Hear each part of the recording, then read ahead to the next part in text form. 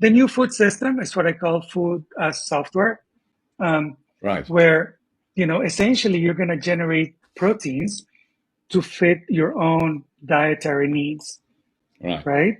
Yes. I mean, today, 75% of our food comes from what, 5 animals and 12 crops. Yeah. But in fact, there are millions of unique proteins in nature. There's no reason for us not to, there's all this protein bounty that might, we'll find if you, you'll be able to eat one unique protein each breakfast, dinner, and lunch for the rest of your life Yes. and never repeat a protein, Yeah. right? Yeah. That it's super abundance, right? And it's going to be 10 times cheaper than the existing system. Yeah. So the disruption, the consequences are insane. Yeah. Hey everyone, I've been pulling the cell cultured food string for the past 6 months, and I do have more videos to make on it, but I don't think cell cultured food is going to be the dominant food source. It will be present, but I think there are more exciting evolutions that will happen. Let's go back and revisit Tony Seba with this video from Fully Charged. Something that Yeah. we brushed on the Fully Charged show, but we never really looked at it in detail, is food. And is the notion of what if we stopped producing meat the way we do. And I can talk about this because I've always eaten meat until the last about 10 years when I've become the laziest semi-vegetarian, because I still eat cheese and milk and butter from animals. But I've certainly thought about it a lot, in my own personal life as to what we should do. Right. And having grown up in a farming area, and the very first proper job I had was milking cows. So I'm sort of aware of the system. But I mean, what you suggest here is it's a massive change. It's not like a bit of let's only eat meat on a Friday or something like that. This is a complete shift in global industry. The meat industry is a massive, massive industry. But just quickly do those figures of how much land would be freed up if we didn't eat meat. It's just terrifying. The key technology that will disrupt the whole food system is what basically I coined the term precision fermentation. Right. And precision fermentation essentially is the idea of fermenting proteins. I mean, essentially brewing proteins, right? So exactly the same way that we brew wheat, or we brew crops to generate beer. Right. And in fact, this technology has existed for 40 years, right? It just didn't have a name, right? That's why I gave it a name. But, it's the way that we make insulin, for instance. Right. And we've made insulin for 40 years with precision fermentation, right? And the key idea, just like with fermentation, is that you genetically modify a yeast or a bacterium to produce the protein or organic compound that you want, right? Yeah. So that's how basically we produce things like insulin, and we have produced it for 40 years, which is a protein, right? By doing precision fermentation. 90% of cheese, since you mentioned cheese, is made with an enzyme called chymosin that is made with precision fermentation. Wow. Okay. So if anybody has eaten cheese over the last 20 years, they have eaten precision fermentation products, derived products, right? So this is not a new technology. This is not GMO, if you will, because proteins have no genetic material. It's impossible to genetically modify a protein because it doesn't have any genetic material, right? And even today, like I said, 90% of British and American cheese is made with chymosin, which is precision fermentation. Most, if not all, vitamin B2, B12, C, D2, and so on, are also made with precision fermentation, right? So if you take multivitamins, chances are that you already eat food or consume precision fermentation. Yeah. So the question is, why now? So why is this, if it's existed for 40 years, why is it going to be disruptive now? And that's because of the cost curve. So if you look at the cost curve of precision fermentation, by 2000 or so, making a kilo of proteins with precision fermentation cost about $1 million, Wow. right? Okay. Right? That's a lot. That's an expensive dinner. But yeah, very expensive dinner. But by 2020 or so, by 2019, when we published the, disruption of the cow report, Yeah.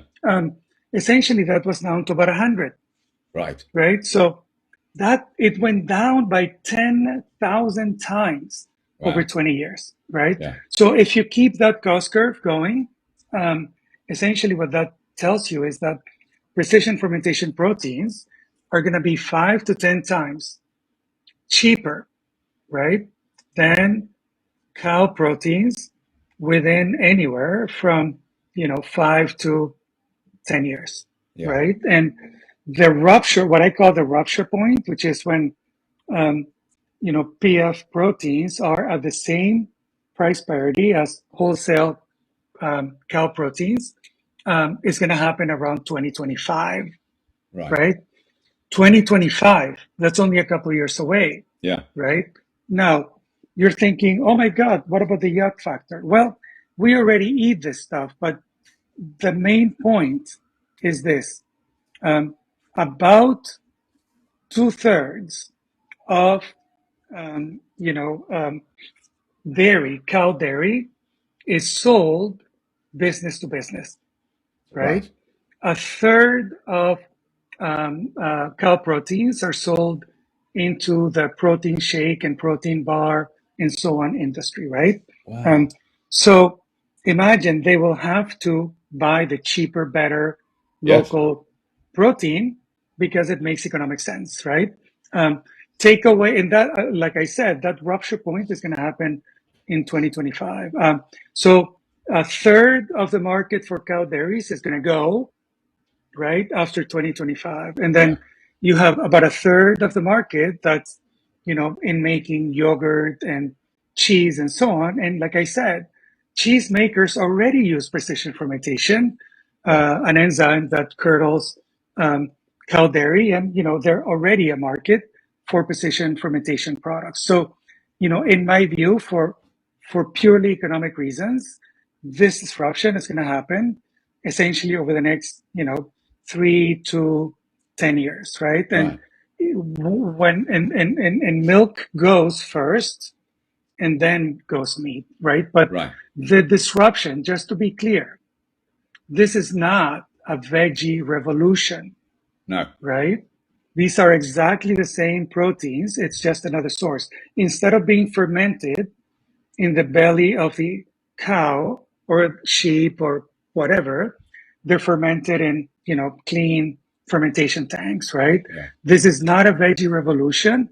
This is what I call the second domestication of plants and animals, right? If you think of 10,000 years ago, we domesticated cows and sheep and this and that. Now we're at the point that we have domesticated bacteria and yeast and so on and so forth. And again, this is a phase change disruption because the numbers are just insane. And one of the effects, right? One of the gains, it's going to happen without even these gains. But if you think of what it takes to brew proteins as opposed to, make proteins from a cow, by and large, precision fermentation takes about 100 times less land than a cow. 100 times less land, right? It takes 25 times less feedstock, 10 times less water, and so on and so on, right? So and you make it locally, right? If if you can brew beer, you can make precision fermentation pretty much, right? So, you'll be able to make, proteins in Sydney, in Melbourne, in Yeah. Accra, Ghana, local production. So Yeah.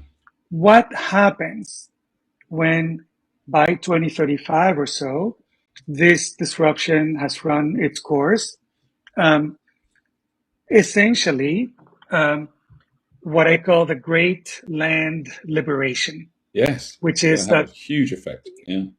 exactly right. 40% of the landmass of the United States is used for livestock, Right. not people, but Yeah. livestock, right? It's crazy. It's crazy. It is crazy, right? Yeah. So just to give you an idea of the land that is going to be liberated from livestock agriculture, um, it's about the size of all of the United States, all of China, and all of Australia Yeah. put together, Wow.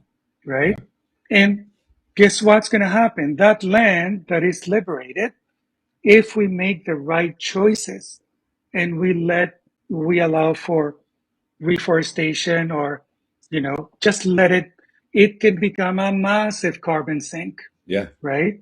So what used to be a cause for wars and scarcity and so on, agricultural land, Yeah. now is going to be super abundant, right? Yeah.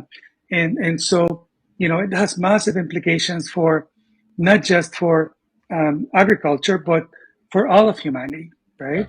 Yeah.